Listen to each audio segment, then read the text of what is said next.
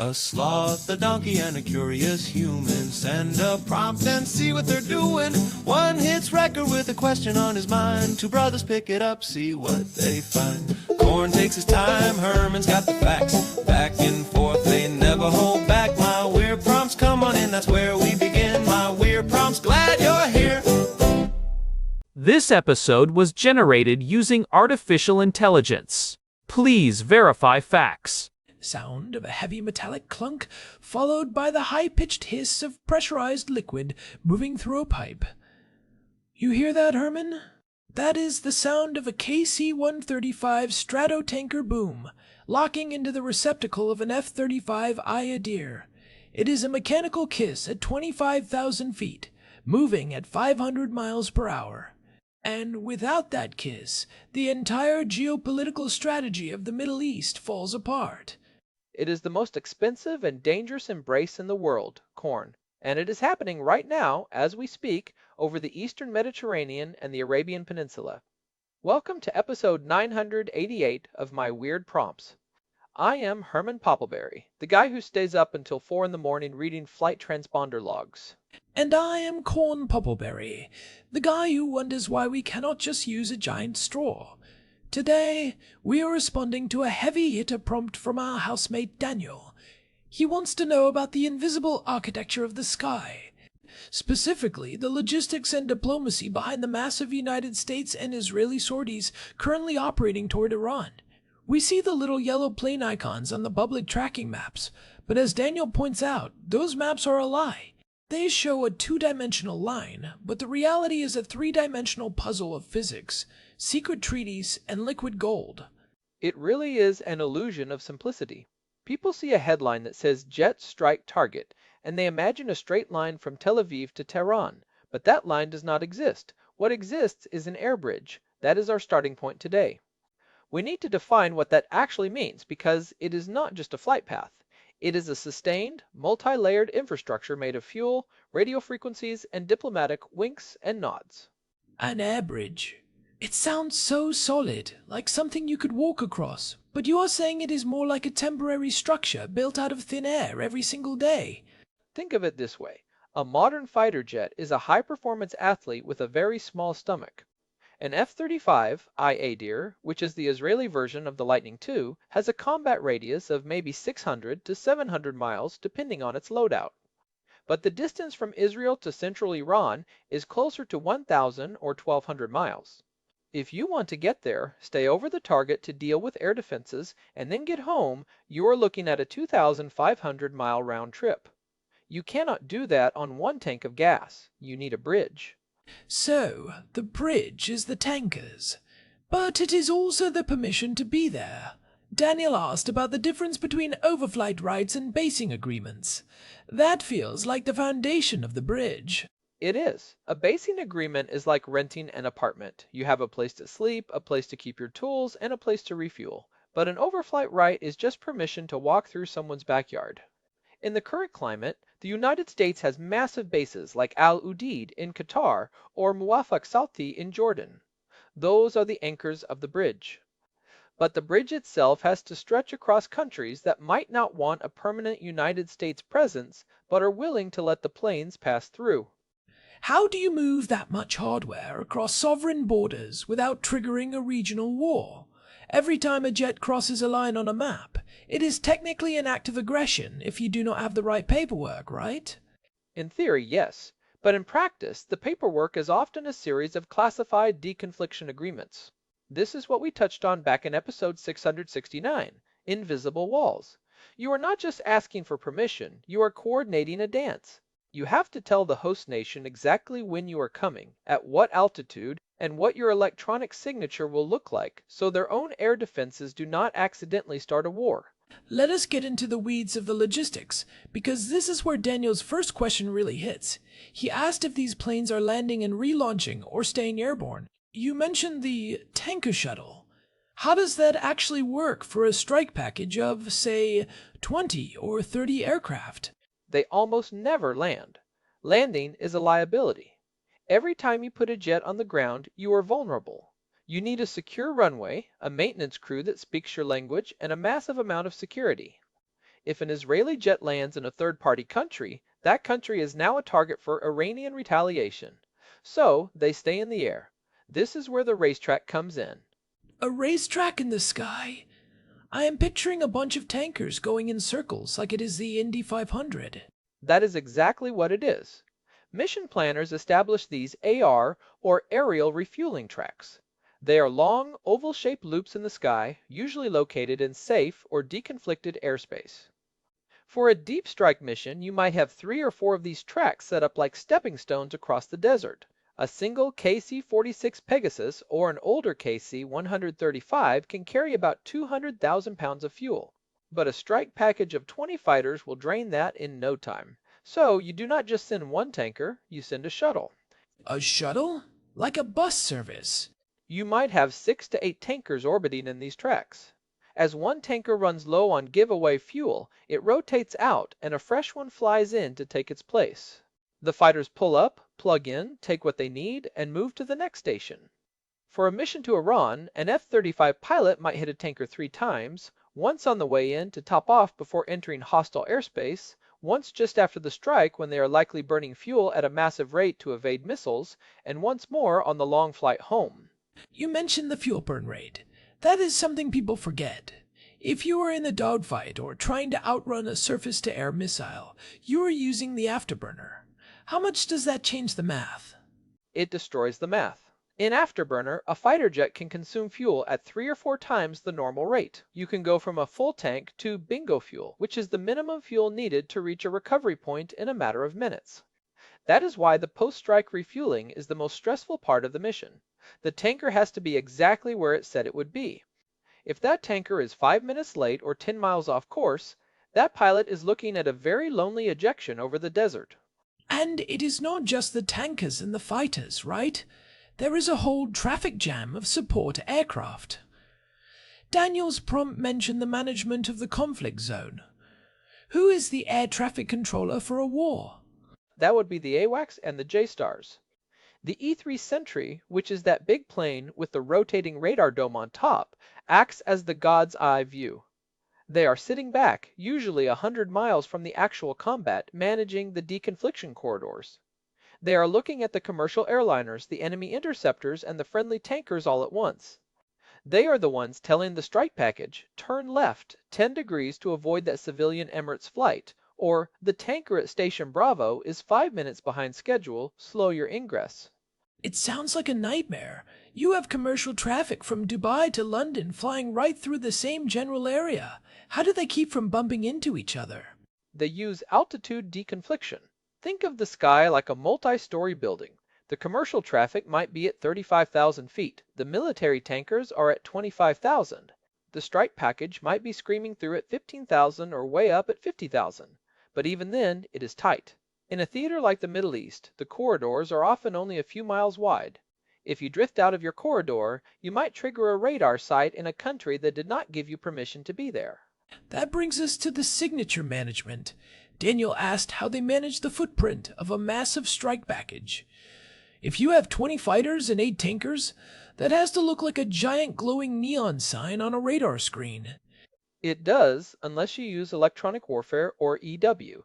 This is where the EA-18G Growlers come in. Their job is to shape the electronic environment. They can jam radars to create blind spots where the strike package can slip through. Or, more interestingly, they can use spoofing to make 20 jets look like one single cargo plane on a civilian radar screen. They can actually mimic the transponder code of a commercial flight to hide in plain sight. That sounds like a diplomatic disaster waiting to happen. If you are hiding behind a civilian flight and something goes wrong, you are putting hundreds of innocent people at risk. It is a high-stakes game, corn. And that leads us perfectly into Daniel's second big question, the diplomacy and the sovereignty paradox. This is the part of the air bridge that is made of handshakes instead of hardware. The sovereignty paradox. I love that term. It sounds like a spy novel. What does it actually mean in the context of a flight to Iran? It refers to the fact that many countries in the region, like Jordan, Saudi Arabia, or the UAE, have a shared strategic interest with the United States and Israel in countering Iran. But They also have domestic populations that are very sympathetic to the Palestinian cause or are generally anti-Western. So, these governments cannot officially say, yes, please use our bases to bomb our neighbor. So they have to say no in public while saying yes in private. That is the wink and nod. A country might officially deny overflight rights for combat missions, but then their military command might suddenly decide that their primary radar systems need a scheduled maintenance window at the exact hour the strike package is passing through. Or they might establish a humanitarian corridor that just happens to align perfectly with the ingress route for the F-35s. We talked about this in episode 696, Pre-Approved Spontaneity. The idea that these spontaneous regional defense actions are actually planned months or years in advance. Right. The secret air defense alliance that emerged in 24 and 25 is the backbone of this. There is now an integrated regional architecture. It means that the sensors in Jordan can talk to the interceptors in Israel and the tankers in Qatar. It is a seamless web. But to maintain the sovereignty paradox, everyone has to pretend it is not happening. This is why electronic warfare is actually a diplomatic tool. Wait, how is jamming a radar a diplomatic tool? That sounds like the opposite of diplomacy. Because it provides plausible deniability. If the United States uses EW to blind a partner nation's radar while they fly through, that partner nation can honestly tell their public and Iran, we never saw them on our screens. Our sovereignty was not violated because we have no record of the intrusion. The EW allows the host nation to look the other way without looking weak. That is brilliant and terrifying at the same time. It is like a secret handshake at 30,000 feet where both people are wearing gloves so they do not leave fingerprints. Precisely. But Daniel also asked about friendly nations. Do you have to be friendly to get overflight rights? Not necessarily. Sometimes it is about coerced cooperation or simply shared threats. If a nation knows that an Iranian-backed militia is a threat to their own stability, they might allow a United States strike package through just to weaken that militia, even if they hate the United States. What about the feet dry and feet wet transitions? I hear pilots use those terms all the time. How does that fit into the routing? Feet wet means you are over water. Feet dry means you are over land. In the Middle East, planners try to stay feet wet as long as possible. International waters are the ultimate free corridor. You do not need anyone's permission to fly over the Persian Gulf or the Red Sea. That is why you see those massive tanker tracks over the water. The tankers stay feet wet where they are safe and legal, and the fighters only go feet dry at the last possible second to minimize the time they spend in contested airspace. So the air bridge is mostly built over the water, and then it just pokes into the land where it needs to. And when it does go over land, it follows those deconfliction corridors we talked about. These are not ad hoc, they are programmed into the flight computers weeks in advance. If a pilot deviates by even a few hundred yards, they might stumble into the engagement zone of a friendly, surface-to-air missile battery that was not told they were coming. That sounds like a lot of trust to place in a computer. What happens if the plan fails? What if a tanker breaks down or a country suddenly decides to turn its radar back on? That is the role of the CAOC, the Combined Air Operations Center. This is the brain of the operation, usually located at a massive base like Al Udeid. They are watching the air bridge in real time. If a tanker has a mechanical failure, the CAOC has to scramble a spare that is kept on strip alert, meaning it is sitting on the runway with the engines ready to start. If a diplomatic wink turns into a stare, the CAOC has to reroute the entire package on the fly. It makes me think about the pilots again. We focus on the machines, but these are humans sitting in a seat the size of a lawn chair for 12 hours. We covered this in episode 740, The Limits of Flight. The physical toll of these long-range sorties is a logistical factor in itself. It is. You have to account for pilot fatigue. After 10 hours in a cockpit, your reaction time drops. Your ability to perform a complex mid-air refueling in the dark while being shot at is significantly diminished. This is why the United States and Israel are moving toward more autonomous systems. Which leads us to the future. Daniel's prompt asked about the logistics of the current operations. But where is this going? You mentioned autonomous refueling earlier. This is the game changer. The United States Navy is already deploying the MQ-25 Stingray, which is an uncrewed tanker that launches from aircraft carriers. Imagine a future where the air bridge is entirely robotic. You have autonomous tankers orbiting in high-threat zones where you would never risk a human crew in a big, slow KC-46. If the tankers are drones, does that change the diplomacy? It lowers the political cost of a mission. If an Iranian missile shoots down a drone tanker, you do not have a POW situation or a flag-draped coffin coming home. It makes the air bridge more resilient and more aggressive. You can push the refueling tracks much closer to the target, which gives the fighters more time to stay over the objective. So the invisible structure becomes even more invisible because there are fewer humans involved. But for now, it remains a very human endeavor. It is a testament to the incredible coordination between the United States and Israel. When you see a United States tanker fueling an Israeli jet, you are seeing the physical manifestation of a strategic alliance. It is a political statement written in jet fuel. I want to wrap back to something Daniel mentioned. How can we, as regular people, see this happening?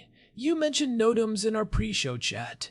Yes, this is the takeaway for our listeners. If you want to track the air bridge yourself, you need to look at NOTAM's Notices to Air Missions. These are public alerts filed by aviation authorities.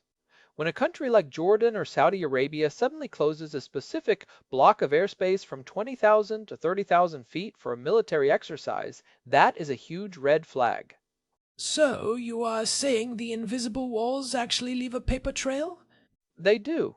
If you know how to read the coordinates in a NOTAM, you can literally map out the deconfliction corridors as they are being created. OSINT researchers, open source intelligence enthusiasts, do this every day. They look for tanker tracks on flight tracking apps and cross-reference them with NOTAMs to see where the air bridge is being built. It is like reading the tea leaves of the sky. Oh look, there is a new restricted zone over the northern Red Sea. I guess someone is planning a visit to the neighborhood. Precisely, and it reminds us that the sky is not empty space. It is a highly regulated, highly contested, and very fragile network. Every foot of altitude and every minute of flight time is a negotiated commodity. So, to summarize for Daniel, the answer to how do they do it is that they stay airborne through a massive, multi-layered tanker shuttle. They follow rigid, pre-planned corridors to avoid diplomatic and civilian disasters.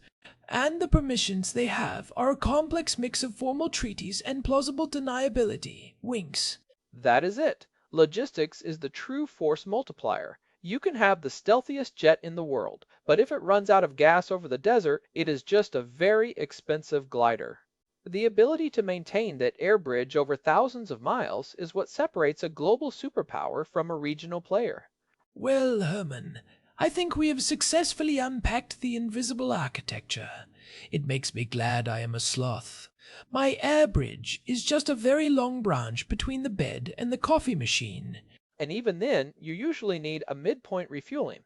True, usually in the form of a snack. But before we sign off, we should probably remind everyone that this was episode 988. We have been at this for a long time, and if you want to understand the deeper history of these regional alliances, you have to check the archives. Definitely. Check out episode 890, Operation Roaring Lion. It goes into the specific mechanics of how the United States and Israel practiced these long-range strikes years before they became a daily reality. It is the prequel to everything we talked about today. And if you're enjoying the show, please leave us a review on Spotify or Apple Podcasts. It really does help the algorithm find other weird prompt enthusiasts. We are getting close to episode 1000, and we want to make it a big one. We really do. And Daniel, thanks for the prompt. It was a great excuse to dive into the transponder logs again. Just do not stay up too late, Herman. We need you awake for the next Psytreep. I make no promises. The NOTAMs never sleep, Corn. Fair point. Alright everyone, check out the website at myweirdprompts.com for the full archive and the RSS feed. We will see you in the next episode. Until next time. You know, Herman, I was looking at that NOTAM you mentioned earlier. The one over the northern Red Sea? Yeah? It just got extended for another 48 hours. Is that right? That usually means they are expecting a high-volume event. Or they just really like flying in circles. In this part of the world, no one flies in circles for fun. Every gallon of fuel is a calculated risk. Well, I will keep an eye on the map. You keep an eye on the sensors. Slickle. This has been my weird prompts. I am Corn Poppleberry. And I am Herman Poppleberry. Thanks for listening. Goodbye. Sound of a distant jet engine fading out. Wait, Herman, did you hear that? Hear what? It sounded like a KC-46. Corn. We are in a soundproof studio in the middle of the woods. Right. Must be the coffee kicking in. Or the lack of sleep. Let's go. Right behind you. At a very measured, sloth-like pace. Connectorily. Peace out, everyone. Take care. One last thing. If you are an OSINT person listening to this, send us your best Notum finds. We love that stuff. We really do. Send them to the email on the website. Okay, now we are done. Done. J. Bye. Bye. This episode was generated using Gemini Flash 3. Text-to-speech engine was Chatterbox. Thanks for listening to our show, my weird prompts, where our thoughts go from slow takes to facts on cue. We change and follow through. My weird prompts, that's the flows from slow